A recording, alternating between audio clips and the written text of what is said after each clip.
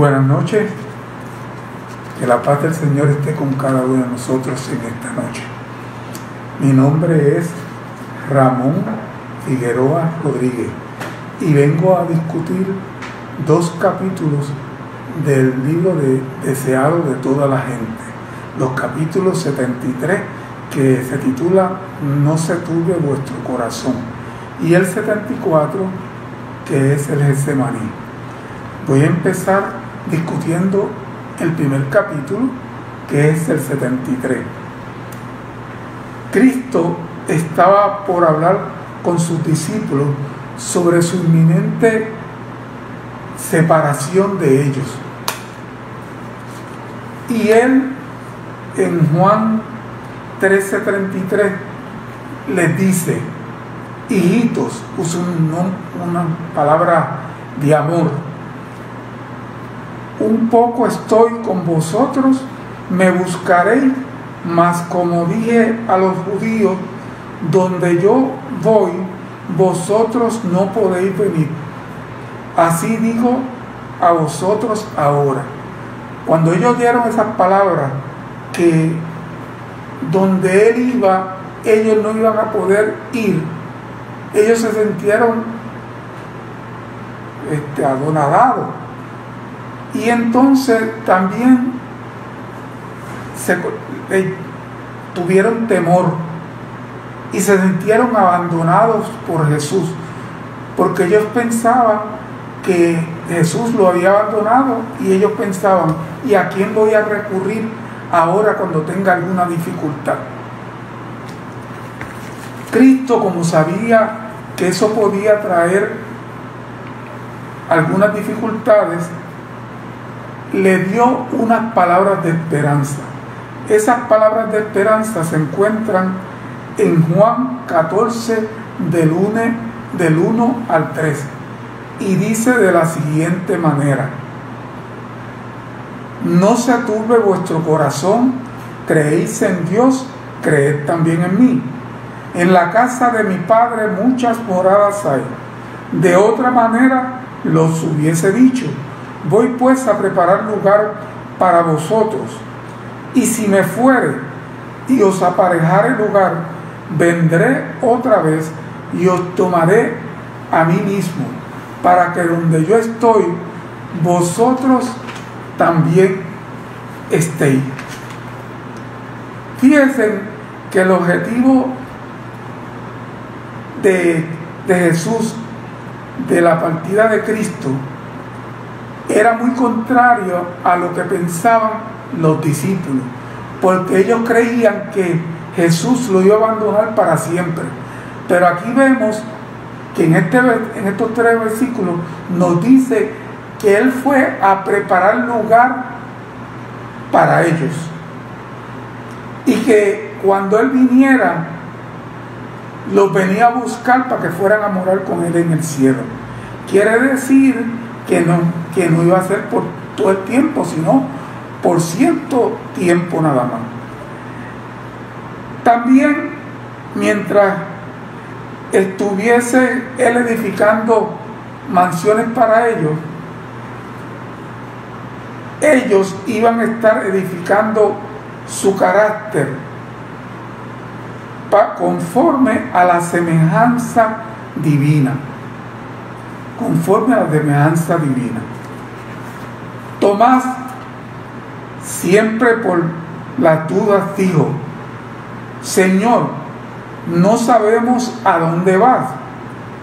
¿Cómo podemos saber el camino?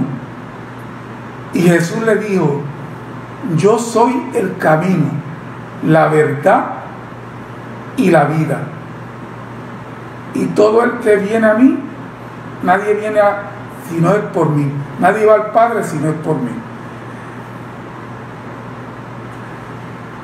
No hay muchos caminos para ir al cielo, ni nadie tiene un camino que escoger, porque el camino es Cristo Jesús. Es el mismo camino que tuvo Adán cuando vivía. Es el mismo camino que tuvo Abel cuando ofreció a Dios la sangre de un cordero muerto, que representaba la sangre del Redentor, la sangre de Cristo Jesús. También era el camino por el cual los profetas pudieron ser salvos. Jesús es el único camino por el cual podemos tener acceso a Dios. Felipe dice al Señor: muéstranos el Padre y nos basta. Jesús se asombró de esas palabras y le preguntó: ¿tanto tiempo ha que estoy con vosotros y no me has conocido, Felipe? El que me ha visto al Padre. ¿Cómo pues dices tú, muéstrame el Padre? También en Juan 10:30 dice: yo y el Padre somos una cosa. Es de ese tipo de gemelos que son iguales. Quien ha visto a uno, ha visto al otro. Pues aquí, quien ha visto a Cristo, ha visto a Dios. Otro tema importante que encontré, que se encuentra en Juan 14, 13 y 14. Y nos dice: todo lo que pidieres al Padre en mi nombre, dijo Jesús, esto haré, para que el Padre sea glorificado en el Hijo. Y el versículo 14: si algo pidiereis en mi nombre, yo lo daré. Fíjense que Jesús estaba diciendo esto a sus discípulos la noche antes de su crucifixión. Y Él también nos está diciendo hoy que hará todo lo que pidamos en su nombre. Si algo pidieres en mi nombre, yo lo haré. Verdaderamente estaba Dios, Cristo, haciendo una gran promesa. Para analizar bien esta promesa, tenemos que ver el contexto de la palabra algo en las Escrituras, porque a veces podemos confundir este texto y llegar a conclusiones erróneas. Me explico. Fíjense que Él dice: si algo pidiereis en mi nombre, quiere decir que esa promesa estaba condicionada.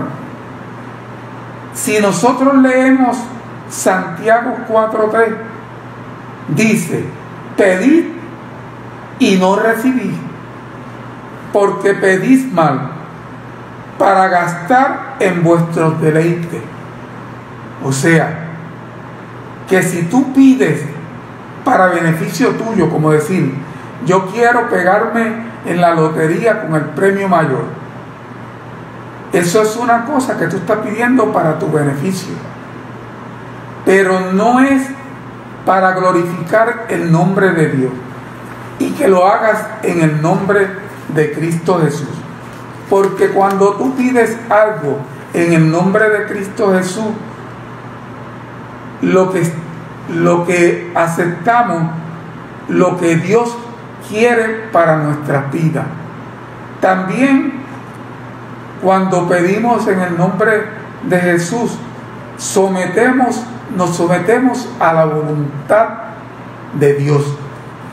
Y hacer la voluntad de Dios es hacer lo que Él quiere, no lo que nosotros querramos hacer.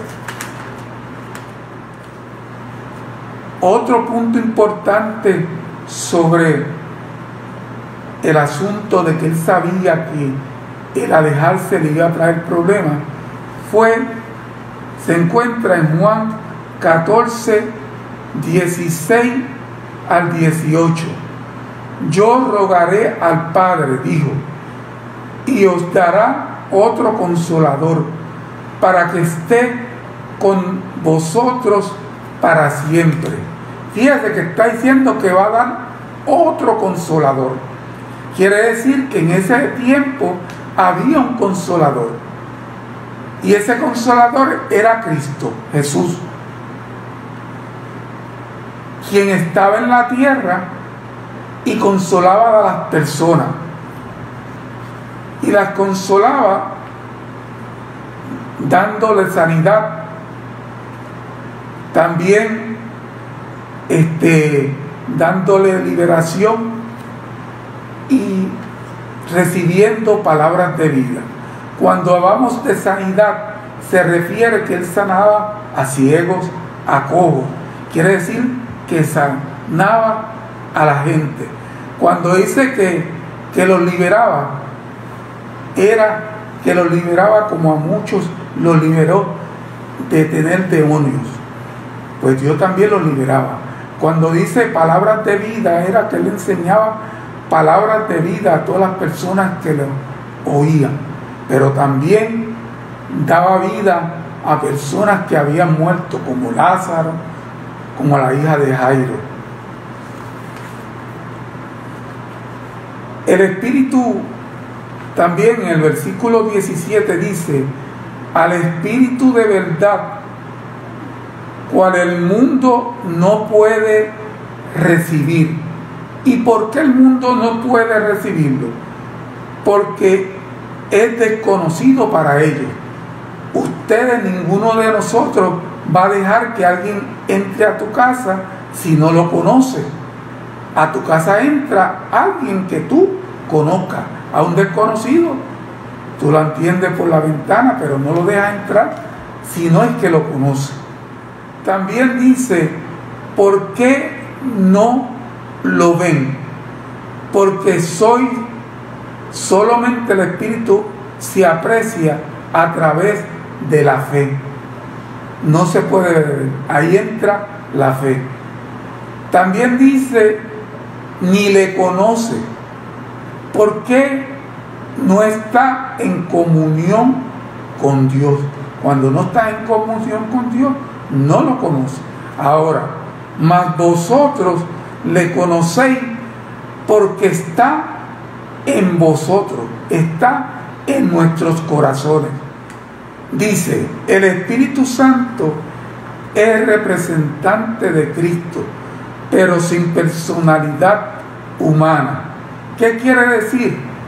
Cristo tenía dos personalidades cuando estuvo aquí en la tierra. Tenía personalidad divina y tenía personalidad humana. Él tenía las dos personalidades, pero el Espíritu Santo solamente tenía la divina, y por lo tanto podía estar en diferentes sitios a la misma vez. Pero el Cristo, a ser humano, no podía estar en diferentes sitios a la misma vez. También nos dice: el Consolador es llamado el Espíritu de verdad. Su obra consiste en definir y mantener la verdad, primero en el corazón como en el Espíritu de verdad, y así llega a ser el Consolador. Hay consuelo y paz en la verdad, pero no se puede hallar verdadera paz ni consuelo en la mentira.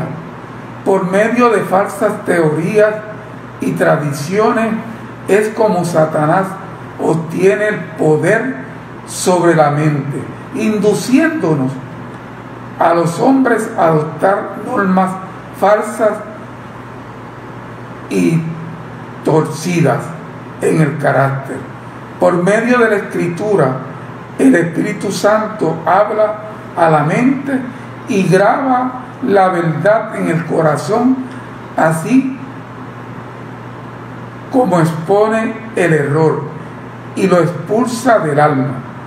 Por el Espíritu de verdad, obrando por la palabra de Dios, es como Cristo subyuga a su mismo a sus escogidos. El Espíritu Santo era el más elevado de todos los dones que podía solicitar a su Padre para exaltación de su pueblo. El Espíritu Santo iba a ser dado como agente regenerador, y si esto es sacrificio de Cristo, habría sido inútil. El poder del mal se había estado fortaleciendo durante el siglo, y la sumisión de los hombres a este cautiverio. El otro punto que voy a discutir se encuentra en Juan 15. En Juan 15:1 dice: yo soy la vid verdadera. O sea, que Dios es la vid verdadera. Quiere decir que tenemos que aferrarnos a Cristo para poder dar buenos frutos. Y también dice: y mi Padre es el labrador. Vamos a explicar primero: yo soy la vid verdadera. Si leemos en Juan 15:5 dice: yo soy la vid, vosotros los pámpanos. Quiere decir que cuando se refiere a los pámpanos en la vida espiritual, se refiere a nosotros, a los miembros de la iglesia. El que está en mí y yo en él, este lleva mucho fruto. ¿Por qué? Porque sin mí nada podéis hacer. Solamente tú puedes llevar buenos frutos y hacer si tienes a Cristo en tu corazón. Porque sin mí nada podéis hacer. El 6 dice: el que en mí no estuviere, seré echado fuera como mal pámpano, y se secará, y lo juntarán y lo echarán en el fuego y arderá. Aquí vemos que tenemos que tener a Cristo en nuestro corazón si queremos llevar buenos frutos. En la vida espiritual, las ramas secas son aquellas personas que no tienen a Cristo en su corazón, y por lo tanto son ramas secas, no dan buenos frutos. Esto es el caso de Judas Iscariote. Judas andó con Cristo, él fue discípulo de Cristo, pero los frutos que dio fueron malos. ¿Por qué dio frutos malos? Porque él no tenía a Cristo en su corazón. Él estaba pendiente al dinero, a los bienes y a los deleites personales de él. Las ramas vivas son aquellas personas que verdaderamente tienen a Cristo en su corazón. Y por lo tanto, cuando tú tienes a Cristo en su corazón, Dios nos poda nuestras vidas. Cualquier cosa que pueda desviar o estorbar el flujo vital de la vida de Cristo en sus vidas, eso fue lo que pasó con Pedro. Pedro tenía unas ramas vivas y por lo tanto estaba siempre acercado y aferrado a Dios. La segunda parte dice, del versículo 1 dice: y mi Padre es el labrador. ¿Qué hace un labrador? Pues un labrador siempre, cada año, limpia el terreno y ve que esté limpio donde está la mata de la vid. Y también si tiene muchas hojas, se las recorta. Y también poda los pámpanos o los renuevos para que pueda tener buenos frutos y pueda dar frutos grandes. Ningún tipo de esfuerzo propio dará frutos espirituales. Requiere una entrega total de mi voluntad propia a Dios para que pueda obedecer las palabras de Jesús en las situaciones cotidianas de la vida, de tal manera que el fruto del Espíritu pueda brotar en mí en lugar de mi propia naturaleza. Esta entrega total sucede cuando ponemos a Cristo en primer lugar, cuando Él reina en mi corazón y en mi mente, y así como su voluntad y su palabra se cumple en mi vida y no mi propia voluntad. Si persevero en dar fruto, el fruto del Espíritu es el fruto que viene por obedecer la palabra de Jesús. Surgirá de manera natural en mí. Ahora voy a dar el segundo, antes de dar el segundo capítulo, voy a leer otras palabras de la hermana White, que dice en Juan 15:12: este es mi mandamiento, que os améis los unos a los otros como yo os he amado. Este amor es la evidencia de su discipulado. En esto conocerán que todos sois mis discípulos. Si, dijo Jesús, si tuvierais amor los unos con los otros.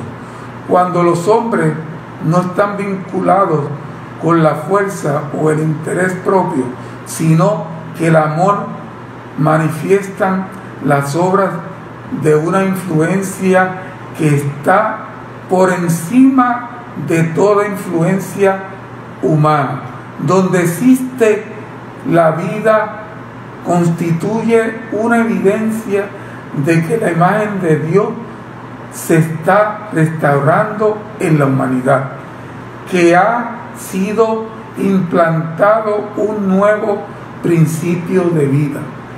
Muestra que hay poder en la naturaleza divina para resistir a los agentes sobrenaturales, y que gracias a Dios subraya el egoísmo inherente en el corazón natural. Y ahora voy a discutir el último capítulo, que es el capítulo 7:4, que se titula Getsemaní. Esto lo vamos a estar leyendo en Mateos 26, del 36 en adelante. Y lee de la siguiente manera: entonces llegó Jesús con ellos a la aldea que se llama Getsemaní, y dice a sus discípulos: sentaos aquí hasta que yo vaya allí y ore. Es bueno explicar que en esta ocasión Jesús andaba nada más que con 11 discípulos, porque Judas no se encontraba en esa ocasión acompañándolo en el Getsemaní, porque él se había ido a hacer gestiones para entregar a Cristo. En el versículo 37 dice: y tomando a Pedro y a los 2 hijos de Zebedeo, Los dos hijos de Zebedeo aquí son Jacobo y Juan. Y él empezó a sentirse triste y angustiado como nunca los discípulos lo habían visto. También dice a principios del capítulo 38, entonces Jesús le dice: mi alma está muy triste hasta la muerte. Aquí vemos que en los tiempos de ahora se podía decir que Cristo estaba deprimido, que se sentía bien triste. Y eso nunca había pasado a Cristo anteriormente. ¿Y por qué Cristo estaría tan triste? Porque él sentía que el pecado lo estaba alejando de Dios. Aunque él nunca había pecado,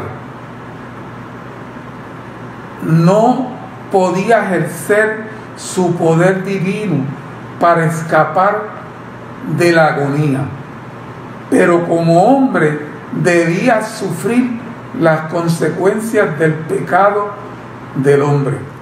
Sigo leyendo el 38.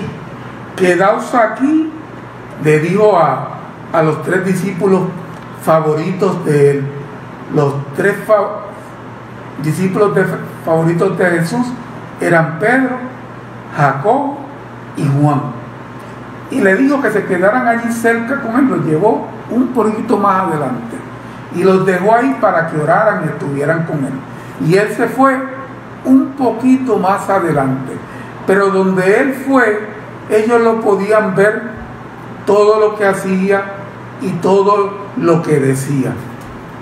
Y en el capítulo 39 dice: y os digo que desde ahora no beberé más este fruto de la vid.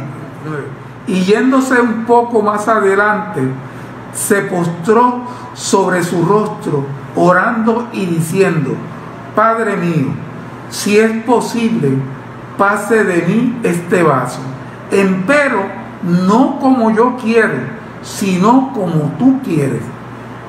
Fíjense en que aquí él le estaba pidiendo a Dios que hiciera su voluntad, que si era posible que él le ayudara a pasar ese vaso, que era el tener la carga de pecado de toda la humanidad, porque Cristo nunca pecó, pues que lo hiciera, sino que fuera como él supiera que fuera mejor.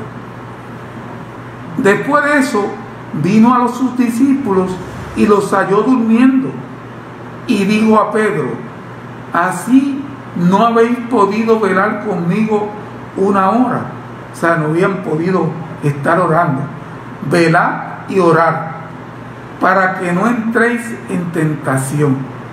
El espíritu de la verdad está presto, mas la carne enferma.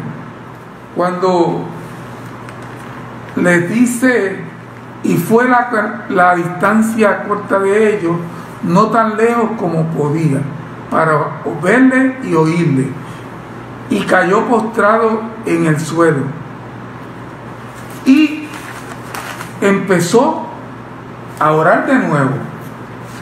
Y en el versículo 42, y por segunda vez oró diciendo: Padre mío, si no puede este vaso pasar de mí sin que yo lo beba, hágase tu voluntad. Quiere decir que él volvía a tener ese problema, volvía a orar. Ahora, apartándose José Jesús, volvió a su lugar de retiro y cayó postrado, vencido por el horror de una gran oscuridad. La humanidad del Hijo de Dios temblaba de esa hora penosa. Oraba ahora no por sus discípulos, para que por su fe no le faltase, sino por su propia alma tentada y agonizante. Había llegado el momento pavoroso, el momento en que había de decidir el destino del mundo. La suerte de la humanidad pendía de un hilo. Cristo podía aún negarse a beber la copa destinada al hombre pecador. Podía no volver, porque no era demasiado tarde retirarse. Podía decir: reciba el transgresor la penalidad de su pecado, y yo volveré a mi Padre. Beberá el Hijo de Dios la amarga copa de la humillación y la agonía. ¿Sufrirá el inocente las consecuencias de la maldición del pecado para salvar a los culpables? Las palabras caen temblorosamente de los pálidos labios de Jesús. Padre mío, si no puede este vaso pasar de mí sin que yo beba, hágase su voluntad. Y era la segunda vez. Y sigue. Cristo ve la importancia del hombre, ve el poder del pecado. Los lamentos de un mundo condenado surgen delante de él. Contempla la suerte que la tocaría, y su decisión queda hecho. Salvará al hombre, sea cual fuere el costo. Acepta su bautismo de sangre a fin de que por él los millones que parecen puedan obtener vida eterna. Dejó los atrios celestiales, todo es pureza, felicidad y gloria, para salvar a la oveja perdida, al mundo que cayó por la transgresión y no se apartará de su misión. Hará propicio por su raza que quiso pecar. Su oración expresa ahora solamente su misión. Si no puede este vaso pasar de mí sin que yo lo beba, hágase su voluntad. Y era la tercera ocasión que él decía esas palabras. Cuando en la Biblia se repiten unas palabras así muchas veces, quiere decir que es de suma importancia, que es de suma importancia. Aquí quiero leer algo que el espíritu de profecía dice. Acuérdense que los versículos 37 y 38, Dios estaba como triste, ¿verdad? Estaba deprimido y estaba triste hasta la muerte. Pues dice que los mundos que no habían caído, los ángeles celestiales, habían mirado con intenso interés mientras el conflicto se acercaba a su fin. Satanás y su confederación del mal, las legiones de la apostasía, presenciaban atentamente esta gran crisis de la obra de redención. Las potestades del bien y del mal esperaban ver qué respuesta recibiría la oración 3 veces repetida por Cristo. Los ángeles habían anhelado llevar alivio al divino doliente, pero esto no podía ser ninguna vía de escape había para el Hijo de Dios. En esta terrible crisis, cuando todo estaba en juego, cuando la copa misteriosa temblaba en la mano de Cristo, de momento los cielos se abrieron, una luz resplandeció en medio de la tempestuosa oscuridad de esa hora crítica, y el poderoso ángel que está en la presencia de Dios, ocupando el lugar que antes ocupaba Satanás, vino al lado de Cristo.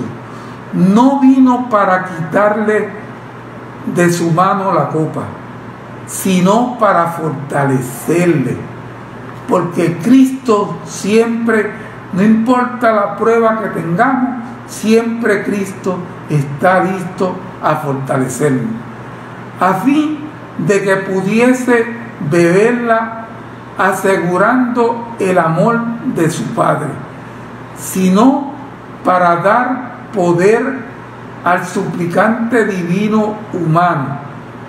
Le mostró los cielos abiertos y le habló de las almas que se salvarían como resultado de su sufrimiento. Le aseguró que su Padre es mayor y más poderoso que Satanás, que su muerte ocasionaría la derrota completa de Satanás y que el reino de este mundo sería dado a los santos del Altísimo. Le dijo que vería el trabajo de su alma y quedaría satisfecho porque vería una multitud humana salvada. Tan pronto Jesús oyó esas palabras, el mal que sentía, la tristeza que le embargaba, se le quitó y salió de la prueba sereno, henchido de calma. Una paz celestial se leía en su rostro manchado de sangre. Había soportado lo que ningún ser humano hubiera podido soportar, porque había resistido los sufrimientos de la muerte por toda la humanidad. Verdaderamente Dios le quitó toda su tristeza, porque Dios siempre está listo a fortalecerlo, aunque igual para nosotros. Para terminar, quiero leer unos versículos en Juan 18, del 1 al 12. Aquí ya Jesús está bien, ya toda la tristeza se le fue y pudo enfrentar cuando vinieron a prenderlo. Y dice: como Jesús hubo dicho estas cosas, salió con sus discípulos tras el arroyo Cedrón y donde estaba su huerto, en el cual entró Jesús y sus discípulos.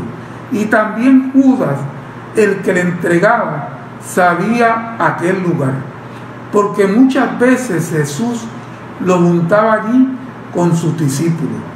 Judas, pues, tomando una compañía y ministros de los pontífices y de los fariseos vino allí con linternas, antorchas y con armas. Empero Jesús, sabiendo todas las cosas que habían de venir sobre él, salió delante y díjole: ¿a quién buscáis? Y respondióle: a Jesús de Nazaret. Y dícele Jesús: yo soy. Estaba también con ellos Judas, el que lo entregaba. Y como les dijo: yo soy, volvieron atrás y cayeron en tierra. Volvióle pues a preguntar: ¿a quién buscáis? Y ellos dijeron: a Jesús de Nazaret. Y volvió Jesús muy firme, le contestó: Jesús, yo he dicho que soy. Pues ni me buscáis a mí, dejaréis ir a estos, para que se cumpliese la palabra que había dicho: de los que me diste, ninguno de ellos perdí. Entonces Simón Pedro, que tenía espada, sacóla y hirió al siervo del pontífice y le cortó la oreja derecha. Y el siervo se llamaba Malco. Jesús entonces dijo a Pedro: guarda tu espada en la vaina. El vaso que el Padre me ha dado, no lo tengo que beber. Entonces la compañía y el tribuno y los ministros de los judíos prendieron a Jesús y lo ataron. Vemos aquí que toda la tristeza se le quitó y Dios pudo enfrentar todas las situaciones que iba a hacer, porque Él iba a morir por el pecado de que cada uno de nosotros cometió, porque Él era nuestro sustituto, pero Él se mantuvo firme y gracias a Él tenemos la oportunidad de ser salvos, porque la paga del pecado es muerte, pero en Cristo Jesús hay vida eterna. Para finalizar, vamos a tener una pequeña oración. Oremos. Padre que estás en los cielos, te damos gracias porque permitiste llevar y estudiar estos 2 capítulos del libro del deseado de toda la gente. Esperamos que en esta noche no hable yo, sino que haya sido el Espíritu Santo y que me haya utilizado para exponer su palabra. Bendícenos a todos, bendice a tu iglesia, bendice, tú sabes, la pandemia, que siempre nos proteja y que podamos ser siempre fortalecidos por ti. Todas estas cosas te las pedimos en nombre de Cristo Jesús. Amén.